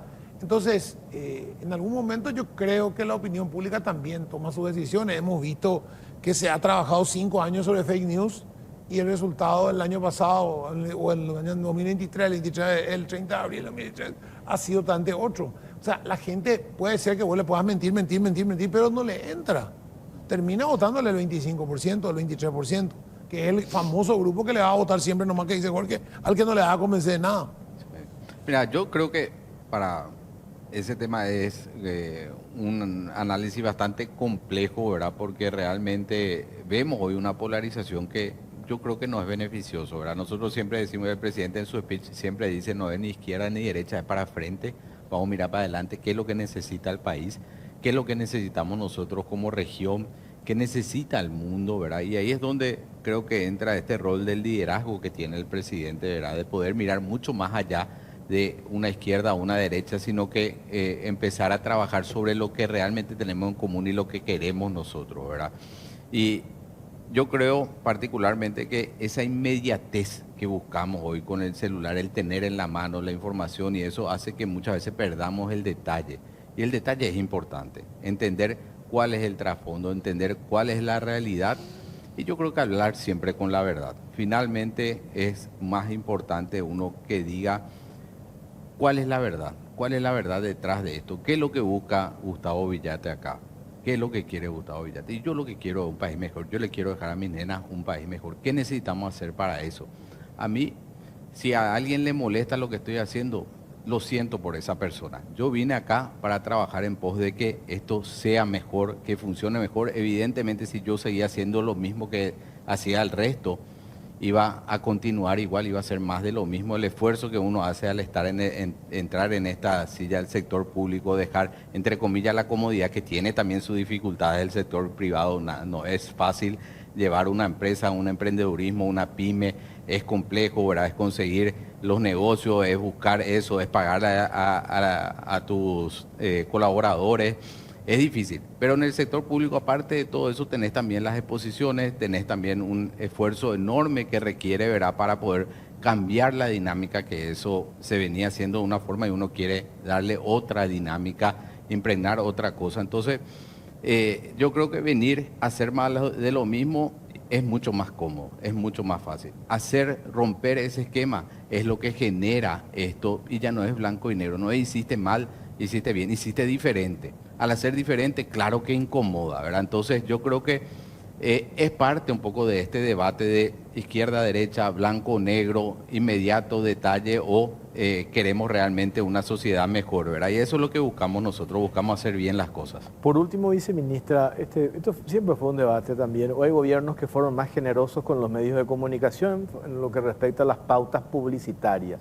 ¿Cuál es la impronta hoy de este gobierno en ese aspecto? Hubo recortes significativos medios que eso llegaban a sentir. Yo recuerdo en gobiernos anteriores que hubo una disminución, pero drástica, de lo que las binacionales aportaban los medios de comunicación, y eso ha significado tener a ese grupo de medios en contra del gobierno. ¿Cuál es la impronta hoy de este gobierno en materia a las pautas publicitarias? ¿Se pretende invertir más en medios alternativos o seguir apostando a ese tipo de publicidad o de propaganda estatal? Y la verdad que, bueno, muy buena pregunta. Pero yo JT. quiero acotar Sí. primero, no podemos hablar nosotros de propaganda estatal, ¿verdad? Nosotros Sí, lo que de hacemos publicidad. es publicidad Sí. y comunicación sobre diferentes aspectos. O sea, si hay una campaña, por ejemplo, de salud contra el dengue, nosotros como Estado estamos obligados a eso, a comunicar cuáles son las precauciones que uno debe tener, ¿verdad? Si es que hay un evento en particular, una situación como el caso de niños vulnerables, el caso de violencia contra la mujer, ¿verdad? O sea, yo creo que eso hay que aclarar y hay que ser importante. Nosotros no hacemos ningún tipo de pautas para promocionar lo que hace el Estado en pos al Estado o en pos a una figura. Lo que sí hacemos nosotros es promocionar todas las campañas relacionadas a el bienestar social, a la mejora de la ciudadanía en general, ¿verdad? Y todo lo que viene haciendo desde el gobierno, indistintamente a las instituciones, indistintamente a quién sea esa institución, cómo llevar adelante esa comunicación o esa publicidad, entre comillas, ¿verdad? O propaganda, pero desde el punto de vista de propagar la información, Claro. ¿verdad? Para que llegue eso a la ciudadanía. Si no, lo que hagamos nosotros disponibilizamos 300 servicios en el móvil, en el portal Paraguay, pero mucha gente no lo sabe si nosotros no promocionamos esto. Entonces, ¿de qué sirve? Va a seguir viniendo desde el interior hasta una oficina de alguna institución pública acá en Asunción, formar fila, etcétera, y lo tienen en la palma de su mano, ¿verdad? Entonces, yo creo que es importante muchas veces comunicar para que la ciudadanía se entere de los servicios que hoy estamos brindando, ¿verdad? Y sobre las campañas en particular, ¿verdad? Así que, pero le dejo a la viceministra que extienda la respuesta. No, sobre todo, como te decía JT, ¿verdad? La estrategia es 360, las pautas en los medios de comunicación van a seguir porque son, como te decía, es como llegamos nosotros finalmente al ciudadano. La comunicación digital es un canal más muy importante en este gobierno, por eso es como dimos un cambio, un giro a nivel estratégico. Pero sí, las pautas siguen con este enfoque, como ya explicaba el ministro, mucho más con el enfoque social, que finalmente el paraguayo entienda todos los beneficios que nosotros como gobierno estamos dando, ¿verdad? Entonces sí, es así. Bueno, viceministro, ministro, perdón, te agradecemos el tiempo, seguimos en contacto. Vi que firmaba un convenio con el ministro de Defensa. De defensa, sí, estamos trabajando bastante con el ejército, con las Fuerzas Armadas, ¿verdad? Con el ministro de Defensa firmamos un convenio, pues venimos trabajando ya en dotarle al ejército en materia de todo lo que tiene que ver. En realidad ellos nos ayudan también con diferentes personales del equipo de las diferentes fuerzas, ¿verdad? Y nos entregan para todo lo que es ciberseguridad.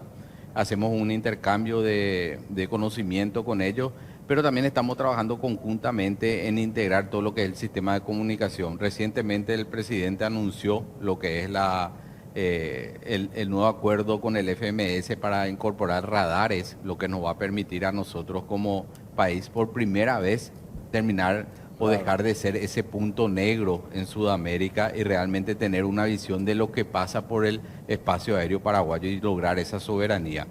Eso es importante. ¿Y por qué? Porque nosotros hoy recuperamos la soberanía de la cárcel de Tacumbú, que todos sabemos que eso era dominado por realmente criminales. Con Veneratio nosotros logramos recuperar la soberanía de eso. Hemos hecho innumerables incautaciones de las drogas ya en territorio paraguayo. Anteriormente hay que recordar que todo eso se hacía incautaciones en Europa. Hoy nosotros estamos trabajando para eso, pero nosotros lo que queremos es que esa droga ni siquiera entre al país. ¿Cómo logramos eso? Y tenemos que tener un control del espacio aéreo. Por eso la recuperación de los 6 tucanos, la incorporación o la compra de los 6 supertucanos, la adquisición de los radares, de verdad que va a tener un centro de comando integral, y esa comunicación que se da entre los diferentes radares móviles, porque también se está incorporando 2 radares móviles de Israel, que en realidad eran ya radares que se habían adquirido en época anterior, pero se dejó estar, se dañaron esos equipos, y lo que evitamos también con esta adquisición nueva, primero, logramos una transparencia total porque es un acuerdo gobierno a gobierno, ¿verdad? No hay un intermediario de por medio. Segundo, también el acuerdo nos garantiza un soporte y mantenimiento de intercambio de conocimiento con los Estados Unidos y con los equipamientos que tenemos. Entonces, esto nos va a garantizar en cierta manera también no pasar por lo mismo que llegamos nosotros en este gobierno y nos encontramos con equipos que no se podían utilizar. Se invirtieron millones de dólares para esos equipamientos y era un contrato con una empresa. Esa empresa ya no tenía contrato vigente, no teníamos cómo hacer funcionar. Por suerte hay un buen relacionamiento con Israel, pudimos trabajar con ellos, a través de ellos contactar con la empresa y poder lograr esta reparación de estos 2 radares móviles, incorporar a este radar nuevo que se va a dar en los próximos meses como una fase inicial, e integrar con un centro de comando y control que a su vez va a estar integrado con la Dirección Nacional de Aeronáutica Civil, para que también podamos fortalecer lo que es el espacio aéreo también del lado civil, y intercambio de información a nivel de inteligencia con los organismos de seguridad. Bueno, ministro, gracias por su tiempo, muy amable. No, muchísimas gracias a ustedes por la Gracias, invitación. Viceministra, gracias por su tiempo, muy amable. Bueno, Gracias a vamos ustedes. con... Hacemos una pausa, pero antes... Tenemos el calor que nos hace pensar ya en nuestro próximo destino. ¿Querés conocer un nuevo rincón del mundo? Vas a hacer posible tus próximas vacaciones con cuotas de 35.000 guaraníes por millón. Así como escuchaste, 35.000 guaraníes por millón. Solicita tu préstamo llamando al 021-618-7070 y date el gusto hoy. Vas a cuando quieras, estamos. Bristol, con ofertas en aires acondicionados desde solo 18 cuotas por 199.000 guaraníes. Además, contás con instalación gratuita, más un pack de 12 latas de regalo hasta agotar stock. Acércate a una de las 90 sucursales, escribinos al WhatsApp 0991-670-000 o compra online en www.bristol.com.py. Bristol, la mejor casa de electrodomésticos del país.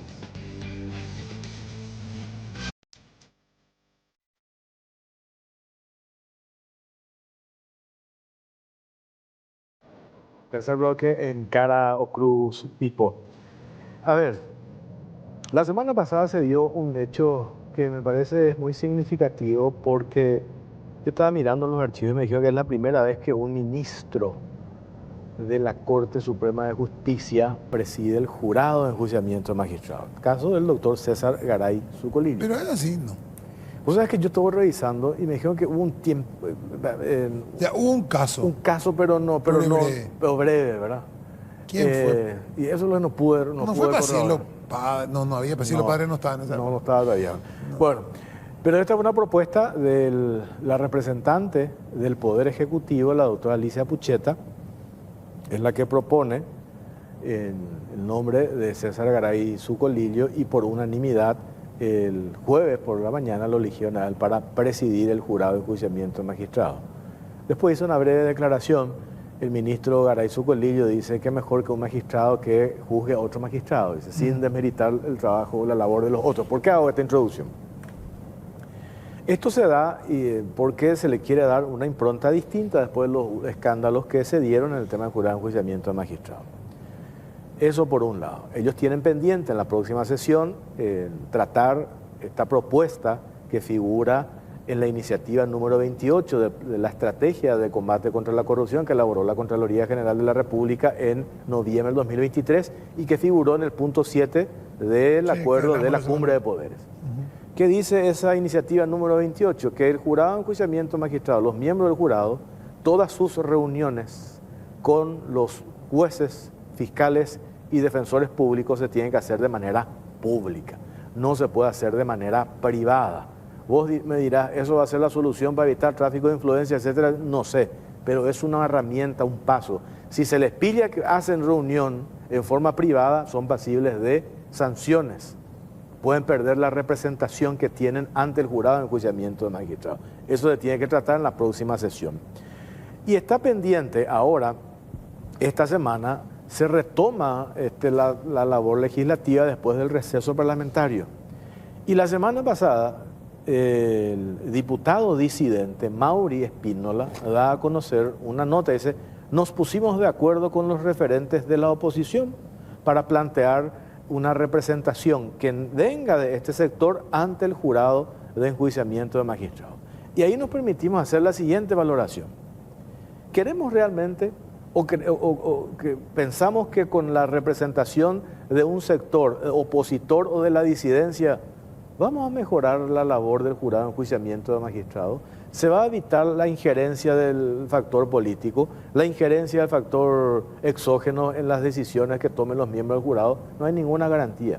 Pero si vos me dijeras, Jorge, que la persona, porque están hablando de Rocío Vallejos, sí, que es una ya persona dijo que se postuló ya. sin tachas y además una persona que no tiene cuestionamientos.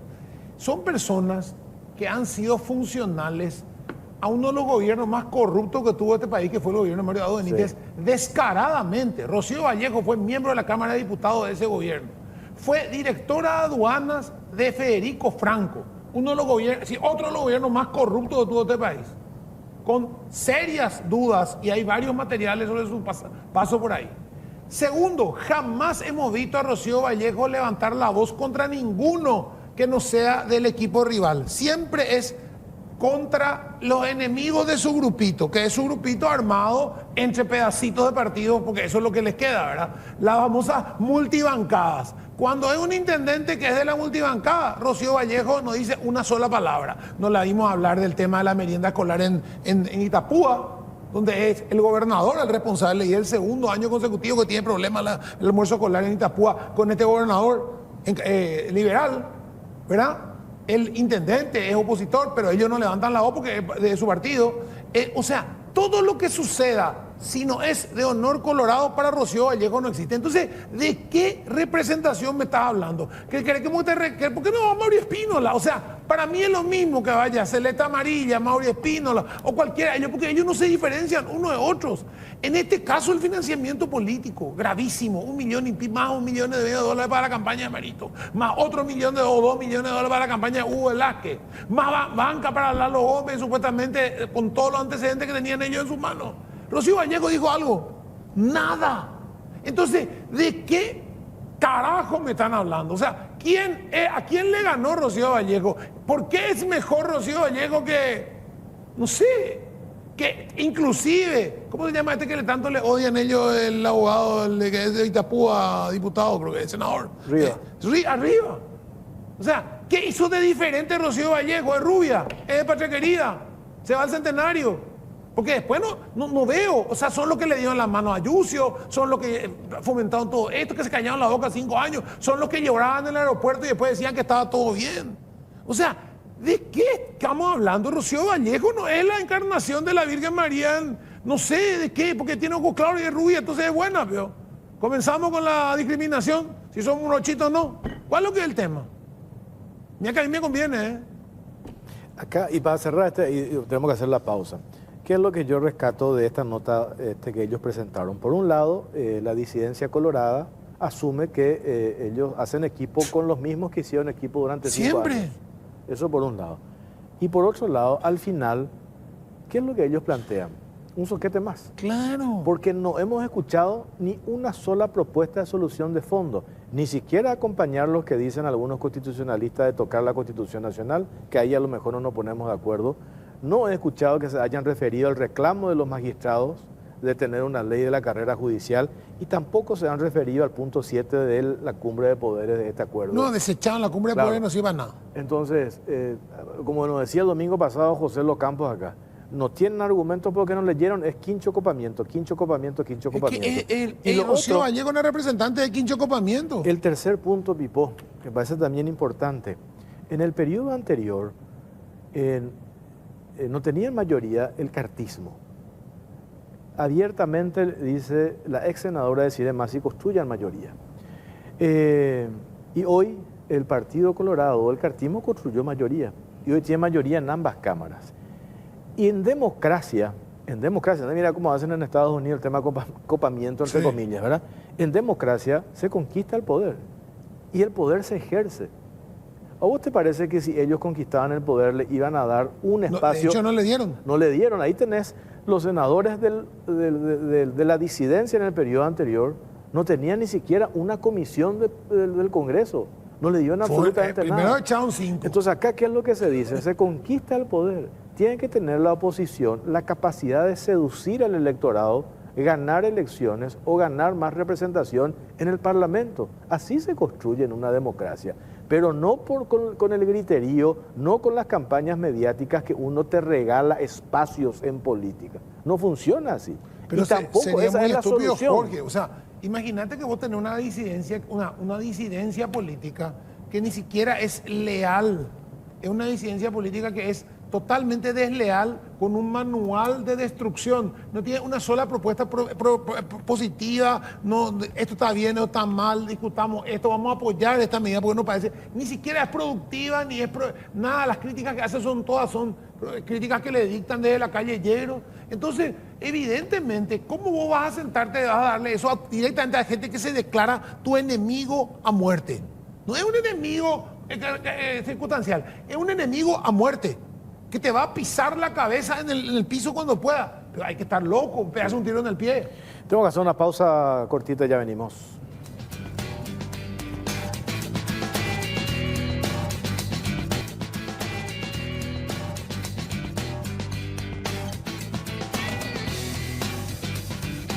Cuarto bloque en Caro Cruz. Aprovecho para agradecer a Gilardini por el saco, la camisa que tengo esta noche. Muchas gracias a Gilardini.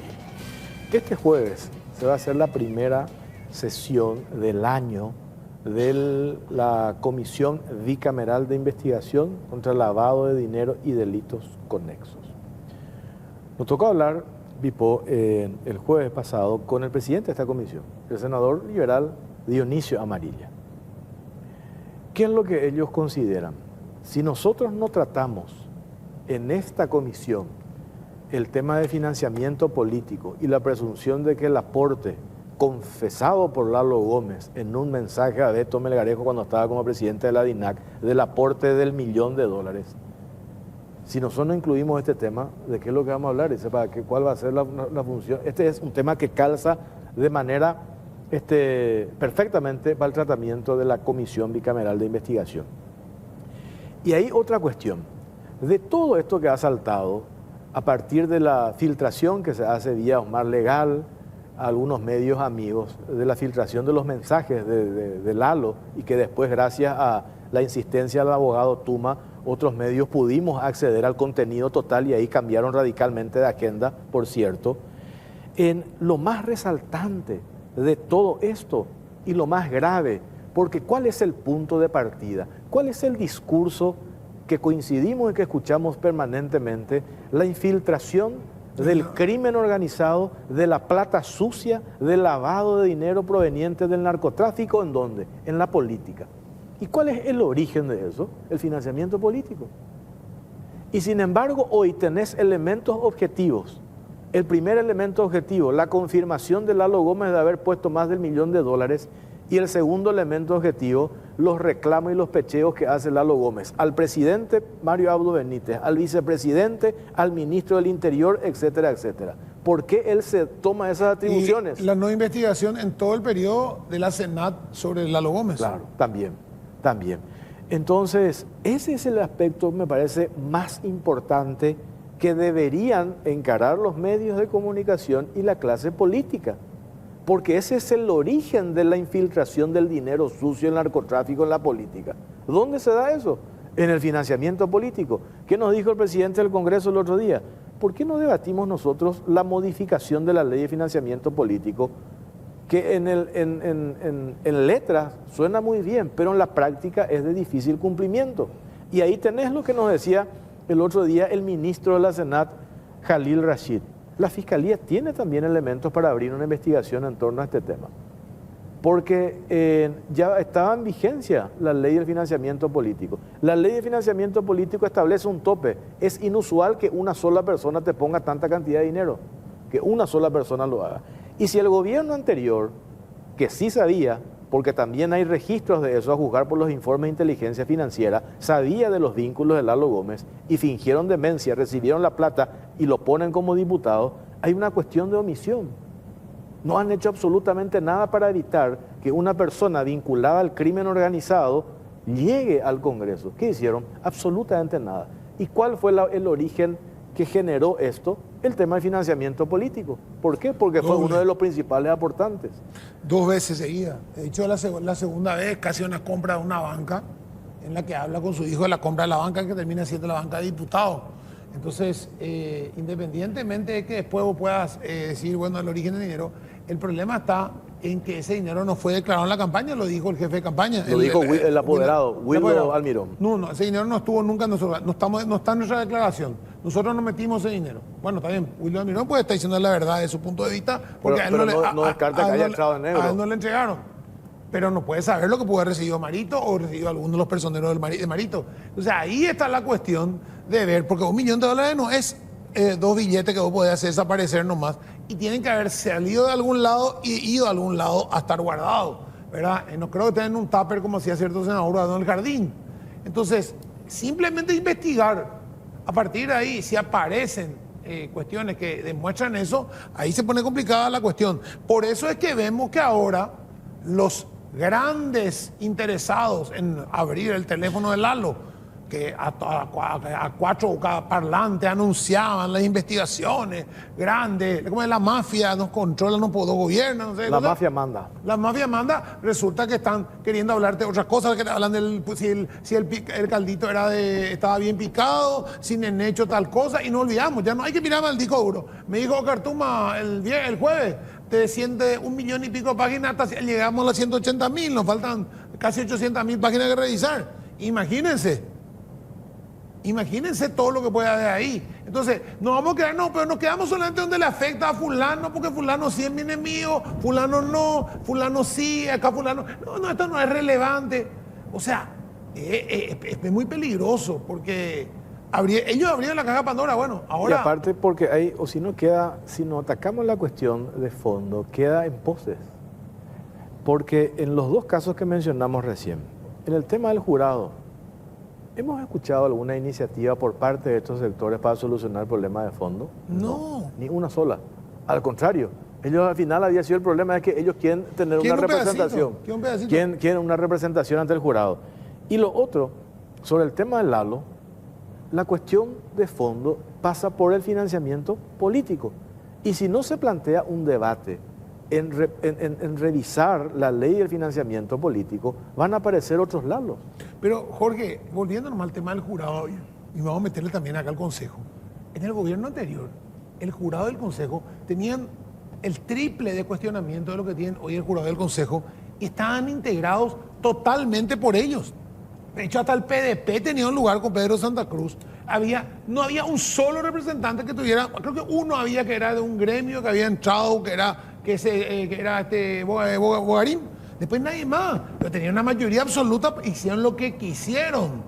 Se pasearon, se pasaron por todos lados los reglamentos para elegir ternaron a todo el mundo, hicieron lo que quisieron, eligieron su fiscal, eligieron sus jueces de la corte, eligieron sus jueces, eligieron sus fiscales, todo. Y hoy están llorando porque esos jueces y fiscales no se regalan. Yo no sé qué es lo que quieren, que la corte se entregue directamente a ellos porque le den el cargo. Y para cerrar esta parte, y después ya venimos con el último bloque. ¿Usted imagina qué hubiese pasado si este equipo ganaba las elecciones? Digo, el equipo de BIMS. Sí, ¿con cuál de sus 2 candidatos te iba a decir? Claro, por al final la misma cosa, ¿verdad? Sí. Pero vos te imaginas. Y ahí pones otra vez el tema del narcotráfico. Pero esa es la idea de ellos. Pero poner el tema del narcotráfico, crimen organizado. 25 mil millones de dólares se movió en 5 años. La libertad absoluta, alfombra roja que tenía el narcotráfico gracias al decreto de Yucio de liberar los controles en los puertos privados. La negligencia de Zully Rolón con el tema de Marcos Vinicius, Lindomar, Reyes Furtado, etcétera, etcétera. La nula reacción para la compra de radares y el control del espacio aéreo. Y tenemos una larga lista. ¿Vos te imaginás si este grupo, y aparte el recibimiento de la plata, sabiendo que era dinero sucio, recibió para su campaña política? Jorge, ¿Vos te imaginás si este grupo conquistaba el poder? ¿Qué iba a suceder? Y te vamos a otros casos. Esta semana pasada se entregó el hospital de Coronel Oviedo, ¿verdad? Sí. El hospital de Coronel Oviedo iba a estar tirado en pedazos, porque eso es lo que siempre dijimos. Estos tipos nos van a entregar una obra terminada en estos 5 años, y no lo hicieron. No entregaron nada, entregaron deudas, atrasos, lo poco que avanzó con créditos carísimos y bueno, y hubo que terminarlo. Última pausa, ya venimos.